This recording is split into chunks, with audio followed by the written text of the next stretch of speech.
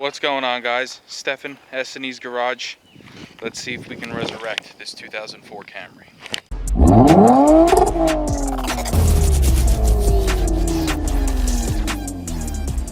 Alright guys, so this 2004 Camry has 319,000 miles on it. And it's currently here for a no-start condition. We did purchase this. This is our car, and we purchased it non-running. Let's just take a look at it real quick. You'll see these tires are actually in really nice shape. As to be expected, the paint is pretty beat up. It's got 320,000 miles on it. We'll see here, roof is faded, hood is faded. We got some tinted windows, and we have a dirty but still in nice shape interior here.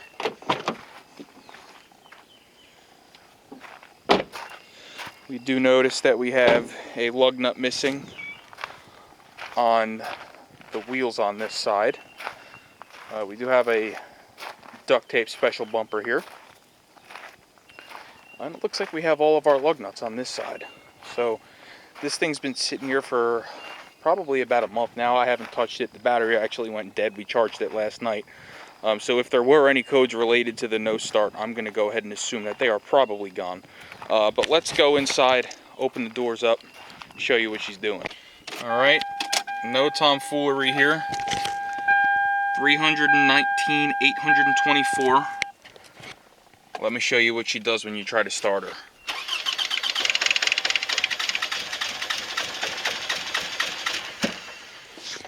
She acts like she wants to start, like maybe it's firing on 1 or 2 cylinders, but they're not all actively trying to start. So we're going to try to see if we can figure out what's going on with that.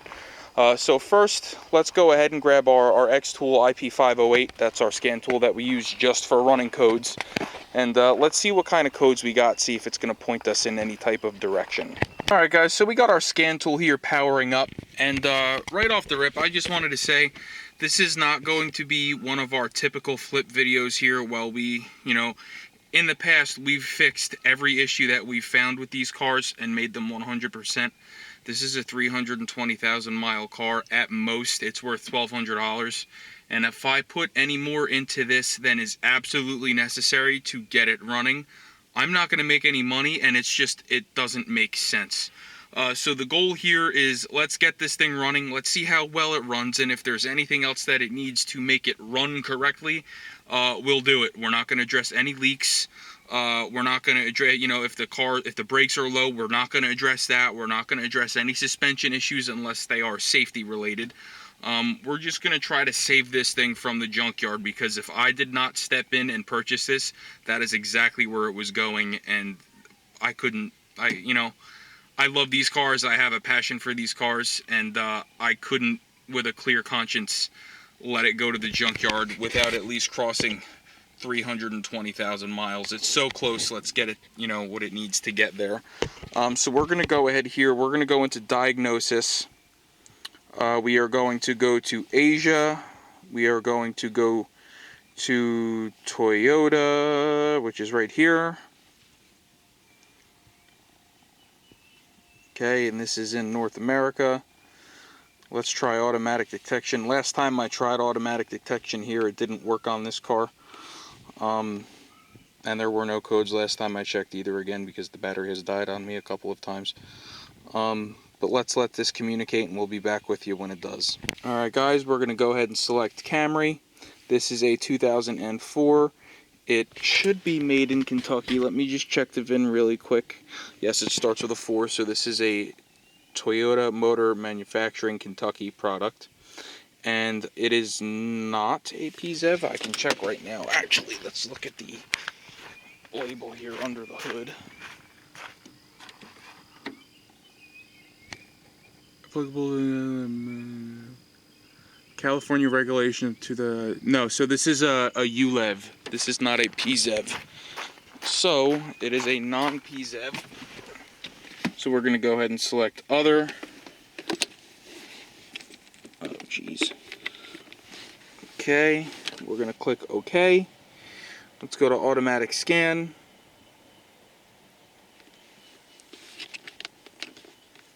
Oh, we have some faults. Let's see what they are. Let's go to DTC report. And we have an oxygen sensor code, which is pretty wild. So let's keep that in the back of our heads, because I don't think that has anything to do with our no start, but that might have something to do with some other issues. We'll see if they arise. So the first thing I want to do here with our no start is I want to verify compression. This is a 320,000 mile engine. Before I put any money into anything else, I want to see that it is mechanically sound. This thing, according to the previous owner, was burning about a quart every 1,000 to 1,200 miles, and if you've seen my other 2AZ video, you'll know that is a common issue with these. So let's go ahead. I'm going to set you up on the tripod. We're going to get the compression gauge out. We're going to pull these coils, which, by the way, we have one new coil, and the rest of these look original. Yeah, they say Toyota there on the back, so those are original. Let's get the coils and plugs out and get the compression gauge on it. All right, guys, so we got the coils and plugs out. There's really not much to see here. Previous owner replaced these before I bought it, thinking that it was the issue, and they were not. So they're actually in almost new condition. But let's go ahead. Let's get this compression gauge set up. I'm just going to cut in the video here. I'm not sure exactly what the spec is on these. We're not so worried about spec. We're more worried that all 4 cylinders are relatively close. At 300,000 miles, I highly doubt this is going to, be in spec, but here's the spec down at the bottom of the video. Let's compare it to what we got. When you're doing a compression test, you're going to want to put your foot all the way to the floor. You're going to want to disable the fuel system, and you're going to want to crank for like 10-15 seconds. You want to give it some chance to build up that compression. So we're going to go ahead and disable the fuel system and start checking. On this car, we went ahead and pulled the EFI relay here, electronic fuel injection. That should, in theory, turn off the injectors. Let's check number 1.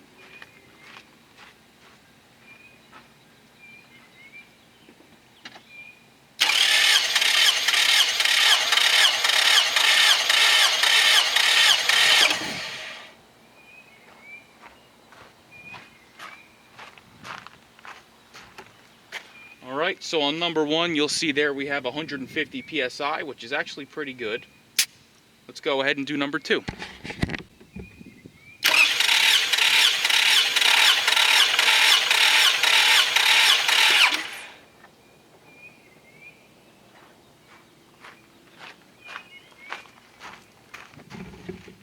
Number 2 is at 148. We'll call that 150. It's pretty damn close. So that's a good sign. So at least we know we have 2 cylinders at the same compression. Let's do number 3.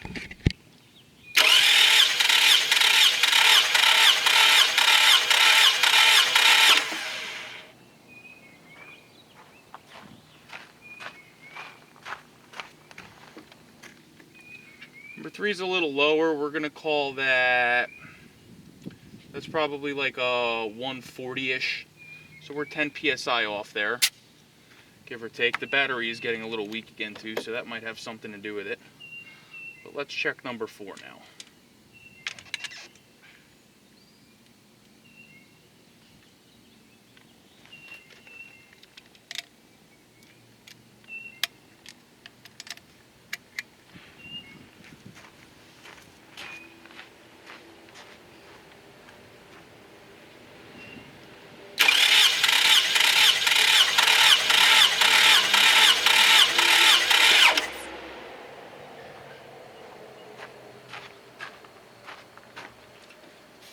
Alright, and we're at 150 on number 4 also. So number 3 is down just a hair.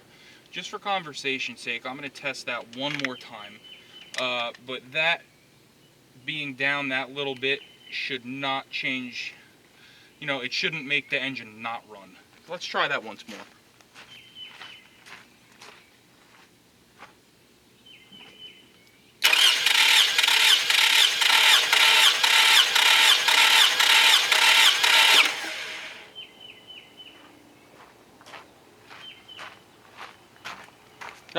I guess I just didn't let it crank enough. We're up to 150 on number 3 now. So we have 150 PSI on all 4 cylinders. That tells us that mechanically this engine should run as long as it has air, fuel, and spark. So the next thing we're going to do, we're going to move over to spark, just because number one, I think it's easiest. It's a lot easier to check for spark than it is to check for fuel. We could check the air filter, but personally, I've never seen an air filter cause a car not to run. You'll get engine performance issues as far as, it'll lack power, but they'll usually fire up. So let's go ahead and check spark. We're going to put one of these, we're going to set these spark plugs up, and this car has remote start. So we're just going to try to start it, and we're going to ground out, the ground strap of the spark plug and see what we got. All right, guys, so what we have here is our alligator clip here on the negative terminal. And we follow that over here, and it's coming right here onto this number 1 spark plug. This is our new coil. So we're going to go ahead and crank this thing with the remote start and see what kind of spark we have.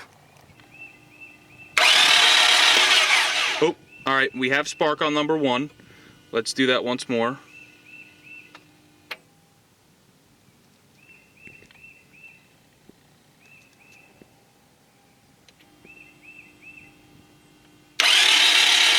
Okay, we have spark on number 1. That's good. Let's check number 2. All right, I don't see any spark on number 2. Let's try number 3. All right, number 3. I'm not seeing any spark on number 3. So we had spark on 1, none on 2, none on 3. I'm gonna let it crank once more and double check this.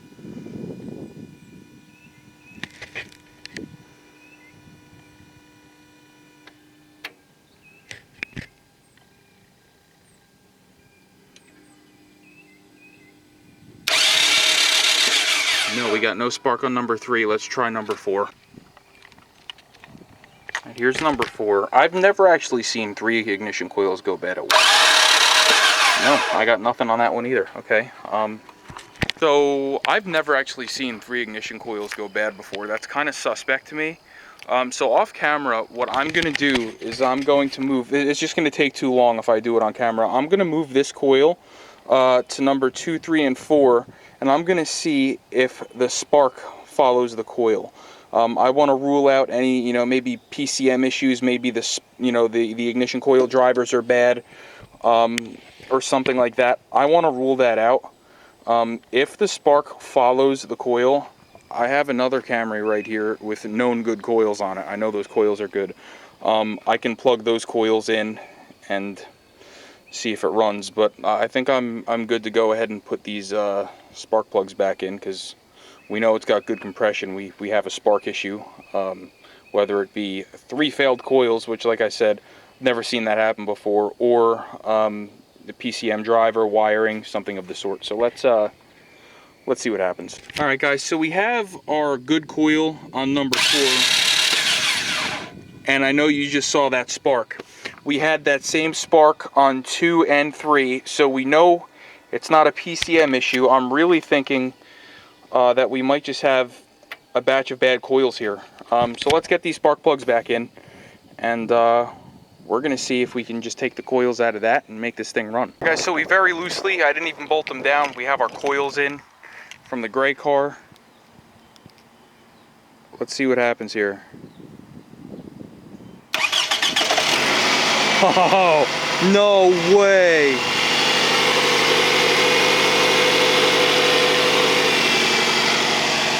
She's a runner. Who would think 3 ignition coils could fail in one shot? That's crazy. We're gonna go ahead and order some ignition coils for this.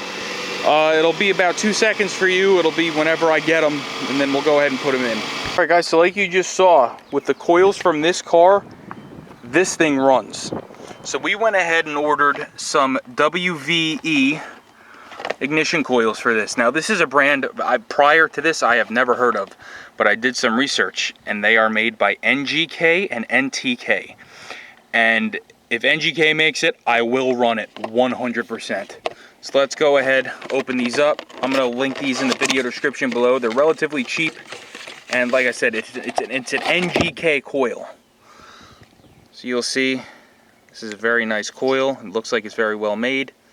Let's go ahead and throw these in. All right, guys, so we went ahead and installed our new coils. One thing I'm noticing here, if you listen, This engine is stumbling a little bit. It's surging. Now, if you remember, we did have that upstream oxygen sensor code. I'm thinking this oxygen sensor might be faulty. One way I can check this is if you unplug the oxygen sensor and force the car out of closed loop and make it go into basically default fueling.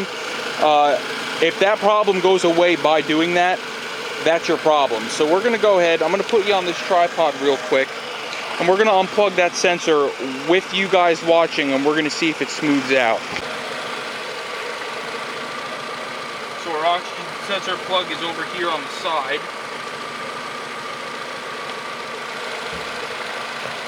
Smooth right out. Now I'm just going to go ahead and double check. I'm going to make sure I don't have any obvious vacuum leaks or anything like that. They can cause a surge. But if everything seems okay with that, all I'm going to do is I'm going to spray all the vacuum hoses with brake clean basically, and I'm going to see if the idle changes at all. If everything there is okay, we're going to order an oxygen sensor for this. And by that point, we should have a running and driving car. And we don't have any plates on this thing. Let's see if the air conditioning works.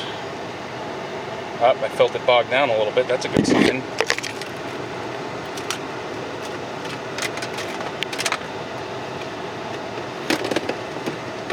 Holy cow, the AC works. Let's go for a ride around the yard here.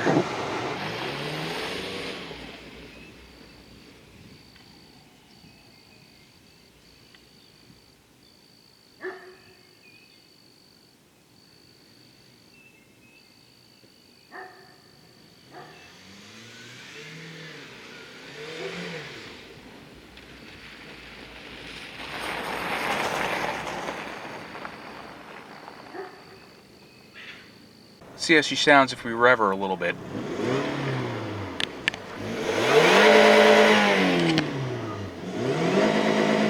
Oh, this thing's mint.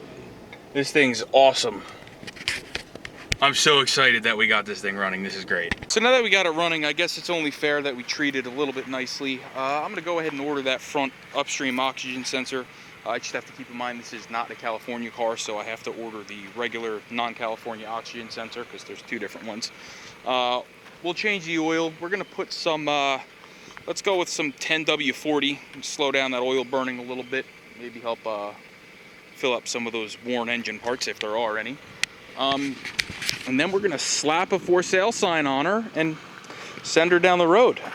If there's anything else you guys want to see me do with this car before I sell it, I'm all ears. Comment down below. If you want me to go over this thing bumper to bumper, I'll pull it in the garage. We'll go over everything, axles, whatever you guys want. I'm all ears. I bought this for you guys, for the channel. I know I have a lot of Toyota owners on my channel. I appreciate all of you that watch, and this is just a testament to Toyota's quality and taking care of your car. Yes, this car has seen some hard miles, obviously, but to get it to 320,000 miles, it was obviously maintained to some extent. There you hear the cooling fans are all working. But if you guys want to see more content on this car or more content like this in general, we do have other Toyotas in the family. Please like, share, and subscribe.